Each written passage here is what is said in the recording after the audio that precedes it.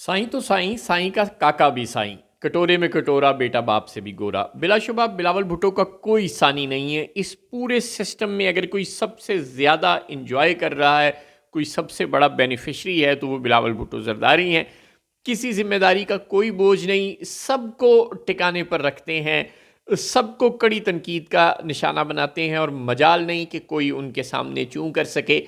फ़ौज पर ये इल्ज़ाम लगता है कि उसने हुकूमतों को सेलेक्ट किया है, वो अपनी मर्ज़ी की हुकूमतें लेकर आई है, वो अवामी मैंडेट को बुलडोज़ करती है, वो वजारत दाखिला बराह रास्त चला रही है, वो वजारत ख़जाना बराह रास्त चला रही है, बल्कि सब कुछ वही कर रही है। वो सियासतदानों को अपनी उंगलियों पर नचाती है, किसी को कैद करती है, किसी को तख्त पर बिठाती है। PMLN पर यह इल्ज़ाम लगता है कि वो बूट को इज़्ज़त दे रही है और वोट को त्याग चुकी है, उसके लोग अब सेलेक्टेड हैं, अब उनका अवाम के मैंडेट से कोई ताल्लुक़ नहीं, अब अवाम में उनकी कोई जड़ें नहीं रहीं। महंगाई होती है, गुर्बत होती है, बेरोज़गारी होती है, लाकानूनीत होती है और सिफारती तन्हाई होती है, या किसी भी किस्म का और मसला होता है, अपोजिशन के साथ ब्रूटैलिटीज़ का मुज़ाहरा किया जाता है, हर इल्ज़ाम मुस्लिम लीग नून की हुकूमत पर आता है।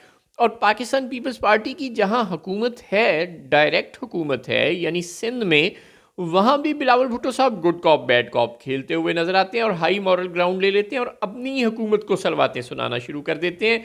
और वफाक में जहां उनकी बराह रास्त हुकूमत नहीं है, बावजूद उसके कि उनके अब्बा जी सदर पाकिस्तान हैं, लेकिन उन्होंने वजारतें ना लेकर ऐसा कमाल का तुर्प का पत्ता खेला है कि जिसने नून लीग को सांप सुंघा दिया है। अब हुकूमत नून लीग की है, इल्ज़ाम नून लीग पर हैं, पीपल्स पार्टी तनकीद करती है नून लीग पर, जब चाहती है उससे अपनी जो मर्जी बात मनवाती है, क्योंकि नून लीग के पास सादा अक्सरियत भी नहीं है, वो पीपल्स पार्टी की बैसाखियों पर खड़ी है।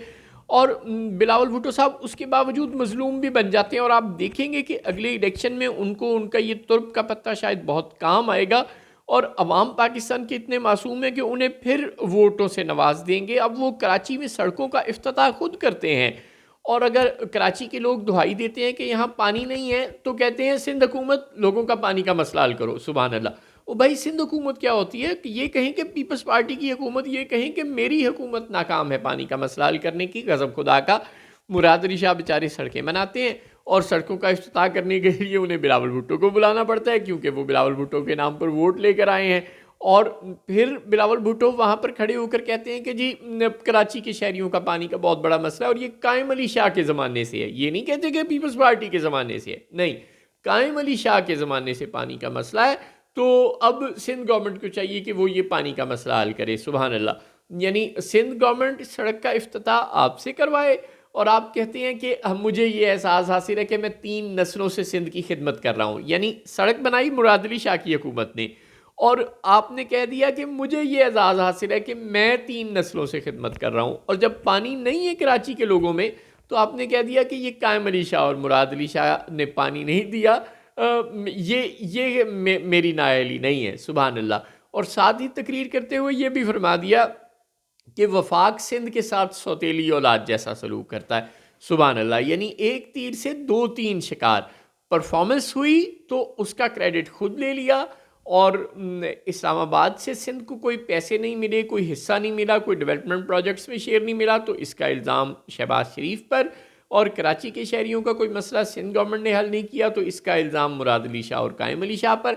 और ख़ुद यूं जैसे गंगा नहाए हुए हैं। सुभान अल्लाह। ये एक्स्ट्रा क्लेवर ट्रिक आवाम को अगर तो समझ आ जाए और वो इलेक्शन में पीपल्स पार्टी से ऐसे ट्रिक्स का बदला लें तो बात समझ में आती है, लेकिन बदकिस्मती से ऐसा होगा नहीं।